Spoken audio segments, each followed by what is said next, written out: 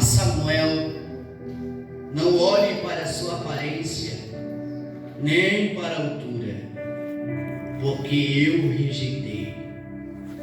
Porque o Senhor não vê como o homem vê. O homem vê o exterior, o homem vê por fora, porém o Senhor vê o coração. Ei, glória! Porque o Senhor vê Meu Deus! o coração. Aleluia! Olha para o teu irmão do teu lado e fala assim: Jesus te conhece. Jesus te conhece. A única coisa que ele conhece é você. Ele sabe quem é você. Se assenta glorificando a Deus nesta noite. Aleluia! Me ajuda no glória, aleluia, nesta noite aqui. Queridos irmãos, nós acabamos de ler uma palavra muito importante. Alguns pregadores pregam e alguns pregadores têm o seu entendimento e outros têm outros entendimentos, mas a palavra é a mesma, e a palavra que edifica e a palavra que muda. Meus irmãos, quando nós olhamos para esta palavra, nós olhamos e vemos que fala de um jovem, um moço, por nome chamado Samuel. Quem era Samuel na Bíblia Sagrada? Samuel, ele veio de uma mulher, ele veio, aleluia, debaixo de uma promessa. E o Senhor Jesus, ele não erra promessa de ninguém. O Senhor Jesus não erra chamado de ninguém. O Senhor Jesus, quando ele fala que vai cumprir, ele é fiel para cumprir. Quando ele fala que vai te dar vitória, pode ter certeza que ele vai te dar vitória. Quando ele fala que vai abrir porta do céu e vai te abençoar, pode ter certeza que ele vai te abençoar.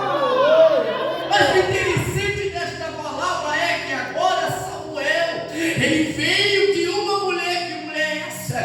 Mulher por nome chamada Ana. Essa história é muito importante, muito pregada. Alguns pregadores que mencionam esta palavra, mas o interessante é que agora, aleluia, Ana, ela está sofrendo por uma situação caótica, uma situação difícil, uma situação precária, uma situação tão caótica na vida dela. Mas uma coisa que Ana teve na sua vida era estrutura, maturidade, experiência. Para ela receber, ela teve que levar três coisas consigo: estrutura, maturidade, experiência. Quem acredita nesta noite, nesta palavra, joga a tua mão para cima. Por que ela teve que ter estrutura, maturidade, experiência? Para ela não debater com Penina. Porque quem não tem estrutura e não tem maturidade, não tem experiência, quer debater. Quem não tem estrutura e maturidade, experiência, quer bater boca.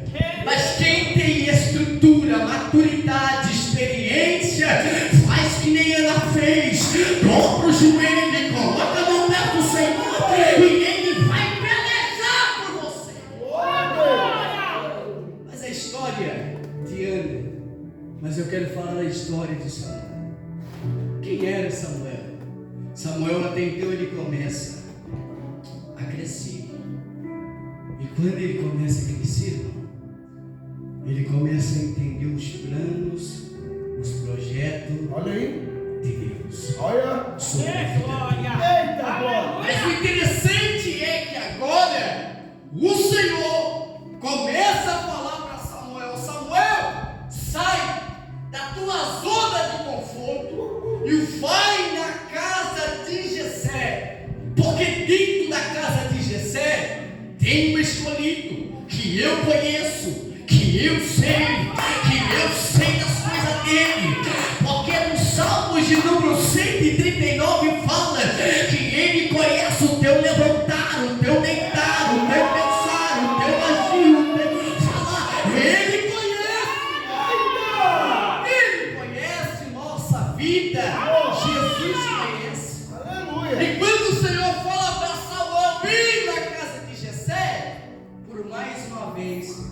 Samuel começa a falar: Senhor, eu não vou. Por que eu não vou?